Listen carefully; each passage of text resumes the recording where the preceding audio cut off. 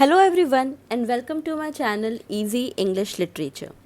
In this video, we will discuss some literary movements. Now, which type of questions can be asked from the topic literary movements, इस पे मैं already एक video बना चुकी हूँ. The link is in the description box. Please go through it. तो आपको समझ में आएगा कि literary movements हमें किस तरीके से पढ़ना है. उसी पे बेस्ड जो important चीज़ें हैं बस मैं वही इन movements में बताने वाली हूँ. So let's start. The first important movement, I have already made a video on Rhymers Club. Okay. Now the second important movement is Irish dramatic movement. In order to revive old Irish drama, popularize the Irish themes and legends by the use of drama. तो Irish dramatic movements basically क्या है? जो पुराने Irish dramas थे या जो Irish themes थी या जो Irish legends थे उनको दोबारा से पॉपुलराइज करने के लिए, दोबारा से वेग में लाने के लिए इस मूवमेंट को स्टार्ट किया गया और लीडर थे W.B. Yeats. Remember the leader of Irish dramatic movement is W.B. Yeats. In the year 1891, Yeats started Irish Literary Society in London. तो हमें ध्यान रखना है कि Irish Literary Society was started in London by W.B. Yeats. W.B. Yeats was inspired by Gaelic movement for Irish mythology and folk tales. तो Yeats के दिमाग में ये आइडिया कैसे आया कि भाई मुझे जो पुराने इरिश ड्रामाज हैं या जो थीम्स हैं या लेजेंड्स हैं उनको पॉपुलराइज करना है. उससे पहले हुआ गैलिक मूवमेंट में जो आयरलैंड की जो माइथोलॉजीज थी, जो फोक टेल्स थे, उनको रिवाइव किया गया. तो उससे इंस्पायर्ड होके ये इरिश ड्रामेटिक मूवमेंट स्टार्ट हुआ. Okay. W.B. Yeats published book on Irish mythology and the name of the book is Celtic Twilight. So Celtic Twilight is a book on Irish mythology. W.B. Yeats also founded Irish National Theatre. Okay, so who founded the Irish National Theatre? It was founded by W.B. Yeats. Now some important members of this group are W.B. Yeats, J.M. Synge, Edward Martin, Lady Gregory, Lennox Robinson, William Boyle, Zeno Casey and P.C. Murray. Please remember the 8 names. Net में इस तरीके के questions आते हैं कि who among the following is not from Irish dramatic movements और who among the following is from Irish dramatic movement. तो आपको ये नेम हर एक लिटरेरी मूवमेंट के राइटर्स के नेम्स जो उस मूवमेंट में इन्वॉल्व हैं उन राइटर्स के नेम आपको ध्यान रखने हैं. The next is the Auden group. This group is a group of British and Irish writers who were active in 1930s. Okay, तो 1930s में जो जो राइटर्स एक्टिव थे, चाहे वो ब्रिटेन के हो या आयरलैंड के, उनका ये ग्रुप था ऑर्डन ग्रुप. 4 मेजर राइटर्स हैं: W.H. Auden, Louis MacNeice, C.D. Lewis, Stephen Spender and 5th is Christopher इशरवुड.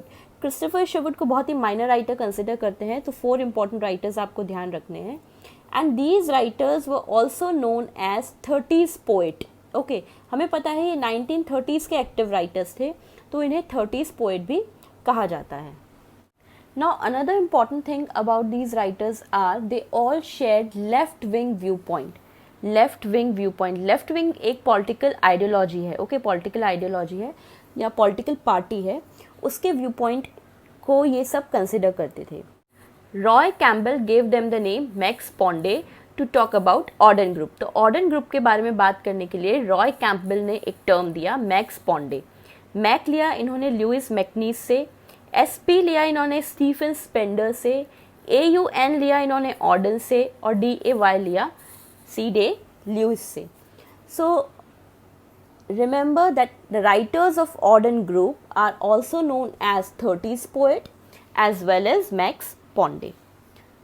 The third important is Georgian poets. Now Georgian era is rule of George the 5th from 1910 to 1936. Okay, तो Georgian poets यानी जो Georgian era में थे from 1910 to 1936. The important writers are Rupert Brooke, Ralph Hodgson, Walter de la Mare, Siegfried Sassoon, Robert Graves, John Drinkwater, W.H. Davis and D.H. Lawrence. Now what they did, okay, they reacted against romanticism of early 20th century यानी 20th century, early 20th century का जो romanticism था वो उन्हें पसंद नहीं था, and they tried to make rank to great Victorians who came before them. Okay, so Victorians को समवॉट वो पसंद करते थे, बट जो रोमांटिसिज्म था उसके ये अगेंस्ट थे.